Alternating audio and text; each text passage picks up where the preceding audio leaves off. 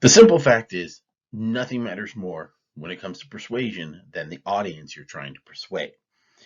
Why? They're the goal. Changing their attitude is what persuasion's about. And so we're going to take a little moment and look at both the attitude of audiences and the four kinds of audiences you can have.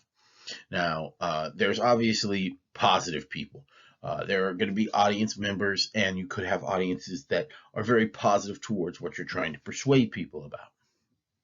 An example might be trying to persuade Greenpeace that we should put a tax on all CO2 related objects or sales and things. This is, by the way, not the only way of trying to lower emissions of greenhouse gases. The other one is what's called the cap and trade system. That is the system that many people slightly favor, though a carbon tax has been gaining popularity over time. So you could easily be trying to convince Greenpeace that a carbon tax is the way to go as opposed to cap and trade. Now, obviously, Greenpeace is going to be in favor of reducing greenhouse gases. They just might not be in favor of the specific way you're trying to do it, and that's why you're trying to persuade them. But they're still very positive towards it. The second thing is the opposite, negative. So if you're trying to talk about a carbon tax to ExxonMobil executives, they are an oil company. They aren't going to be in favor of it. They would like to change that. All right. They would be negative. Now, what's the one that comes next? There's obviously positive, negative, and neutral. But the thing is, there are two different kinds of neutrals. People can be neutral because they don't care. They know about things and they just don't care. Maybe they're sitting there going, I live in Denver and I'm 75. I'm going to be dead before anything really bad happens. I don't care. Um, and that's a reason to be neutral. And of course, the final reason to be neutral is because you don't know. All right. We can't have an opinion on things we don't know about. Um, and of course, those are often the actual easiest audiences to persuade, partly because they don't have a preset attitude and therefore don't have any confirmation bias. So when we move on and take a look at what an attitude looks like, this is a diagram of an attitude.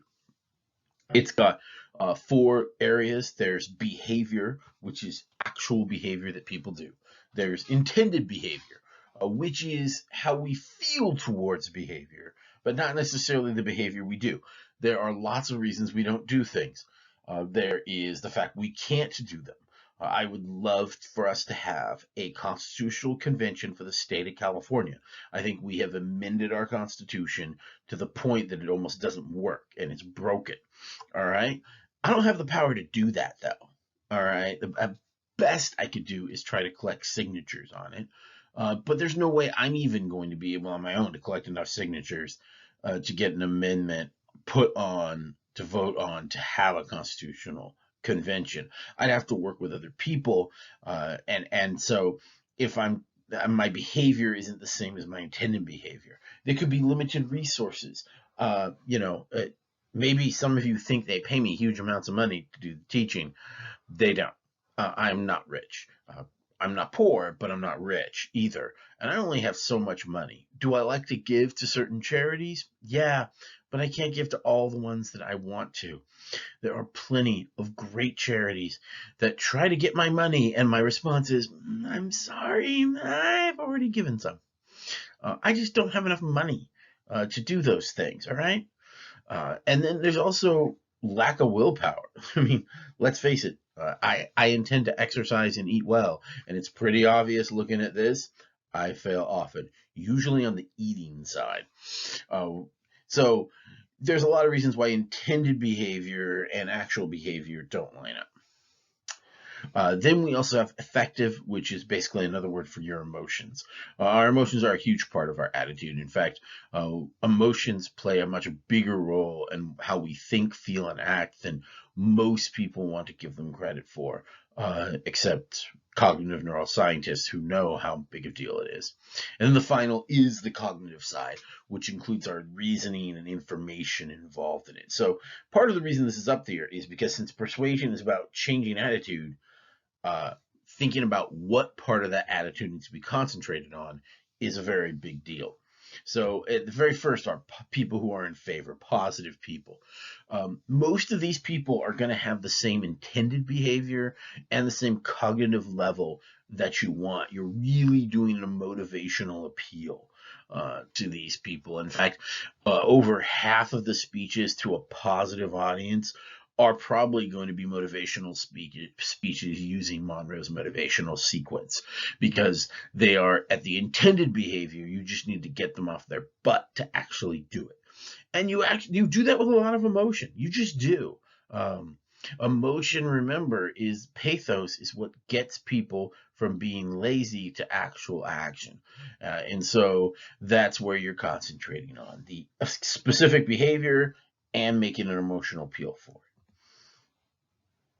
Next is the idea of people who are against. And the fact is, you're not going to magically make someone change their mind in 5 minutes. That doesn't usually happen. In fact, you're really trying to just plant seeds of doubt in people that you hope grow and germinate. This is exactly what happened with the former CEO of British Petroleum. They took 10 years for this CEO to come around to the idea that they needed more research in environmental energy, that oil was not going to be the future, and British Petroleum needed to do something about it. So the very first person to talk to him about it didn't even know probably they were part of that seed being planted that then germinated. And if you remember, quite a while back, British Petroleum started doing commercials called Beyond Petroleum. It was this CEO that started that. And it took him 10 years hearing about peak oil and hearing about the environment to decide that British Petroleum needed to do this. And for a while, British Petroleum was one of the world leaders in research into renewable energy. Now, by the way, don't run out and say, yay, British Petroleum. The CEO got canned because of this. They then hired a new CEO, and they're the ones who did the deep Horizon incident that spilled a bunch of oil in the Gulf of Mexico, and the old CEO basically got to laugh at them and say, yeah, you should never have gotten rid of me. But it's true. When people are against it, you're not even necessarily looking for immediate attitude change. You're looking for the long-term idea of changing. And arguments have this annoying thing of not going away and of just staying around and annoying people in the back of their head, and it even might take 10 years. So as we get to neutral people, people who don't know, you should hit everything. They don't even have an attitude. So fill all 4 spaces in. I put it up there on the slide because that's where there's room. They're the easiest people actually to persuade. You might think people who are already in favor of it are the easiest. They're not. These are people who already heard a lot of your arguments and still aren't doing anything. It is why the best time to instill good teeth brushing hygiene is when someone's a child, not when they're an adult and already have rotten teeth and you're trying to convince them. It's actually easier to get them as a kid to begin brushing their teeth and just keep them that way because they don't have an attitude yet about it. And then the final one are people who don't care, where the key there is to make them care. And the 2 ways you make someone care is, 1, emotional appeals. Caring is an emotional response. Meanwhile, the other one is connecting it to them. So that old person who's in their 70s living in Denver and is like, I don't really care. I'm not going to be alive when climate change really matters. And you're like, do you have grandchildren? And they're like, oh, I do. I do care about my grandkids. I guess I'll care about this now. And the other one is just a straight up emotional appeal. This is how we have dolphin safe tuna. There have been environmentalist groups pushing for dolphin safe tuna for an incredibly long period of time, and they were trying to get a tuna boycott started because they knew the way to force dolphin safe tuna is if people just stopped buying tuna that killed dolphins.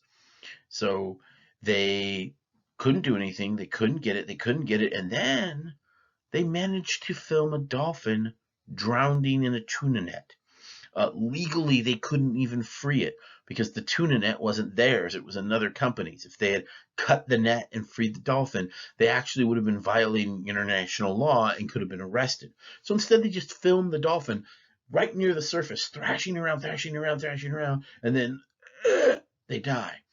Then they contact ABC News and go, "Hey, ABC News, we got this video we think you might want to show. Maybe you should put it on right after that show Flipper."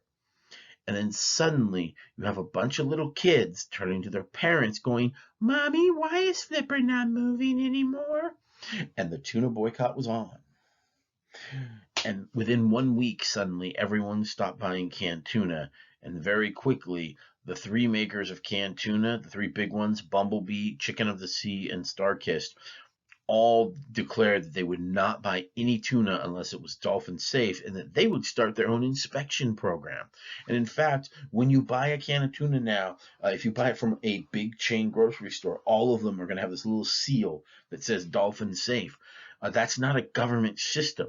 That was actually created by the tuna companies to ensure that they could have dolphin safe tuna. And it was all done because of an emotional appeal of watching one dolphin die, which further gets back to our argument about pathos. And one of the best ways to make a pathos-based argument is one actual emotional example.